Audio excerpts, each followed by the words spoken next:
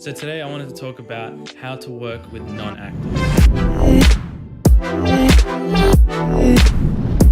So I want to share with you a few ways I've learned how to get great performances with non-actors. The first thing is to keep directions simple and clear. For non-actors, they're coming into a new environment and things can be a little overwhelming. So give them a simple task as a direction. For example, when we were making Paperboy with my brother Kurt, this was like 3 years ago. We just had to throw the newspapers, but I wanted the paperboy to seem super mischievous. And so I said, throw those papers in a way that makes it fun for you.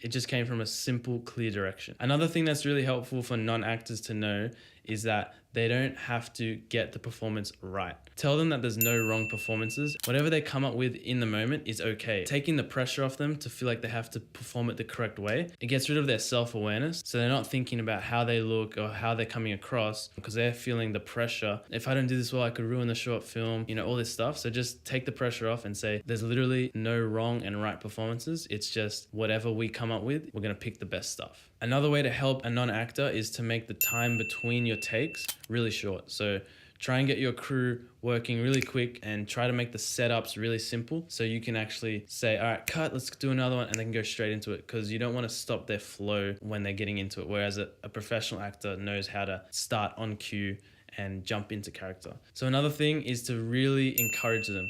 Make sure that you're not doing it ingenuinely, but encourage them when you can. Say, oh, I love that. That was awesome. Let's do another take. Make sure they feel the energy levels are high, because they can get really insecure because they know that they're not a professional at this. Also, you're probably going to get your best takes from them in the first couple goes, because once they do it a few times, they might get robotic. Some non-actors will try premeditate how they're going to say a line, and then when they get to saying it, it seems really forced and stale, and they can get stuck in saying it the same way.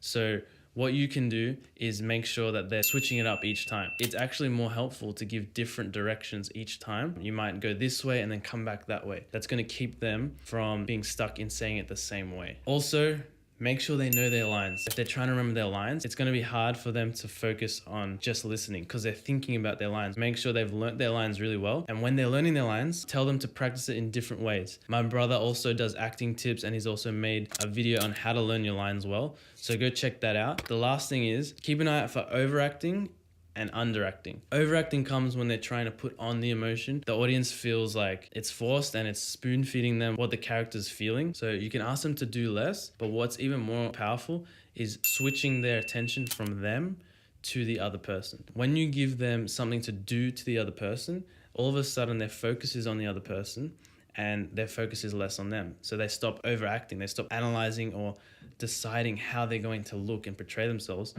They're actually going to focus on doing something to the other actor, and what is presented by them is a byproduct.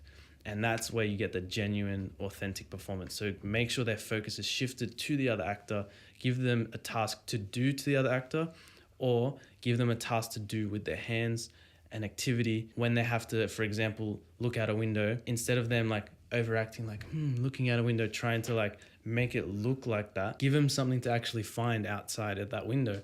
So they're genuinely doing it. So it's always about not telling them to do less, but telling them to focus on something else. Now, if they're underacting and their performance is just stale, stone cold, and they're not giving you any emotion, what you can do is plan a surprise. So plan something that they don't expect to happen in the take while the cameras are rolling. For example, you can tell a secret to one of the actors to do something different than all the other scenes. That might spark a genuine emotion out of them. Or you could plan another surprise on set where you do a loud noise at a certain moment and you get that reaction from them. But just planning some sort of surprise to get them out of that underacting mode and to find some real emotion. I hope those tips helped you with directing non-actors. If you want to learn more on filmmaking, I'm going to be doing more videos on directing, cinematography, writing, and all things film to help you guys make better short films. So hit subscribe if you want to see more videos, and leave a comment down below if you have any questions.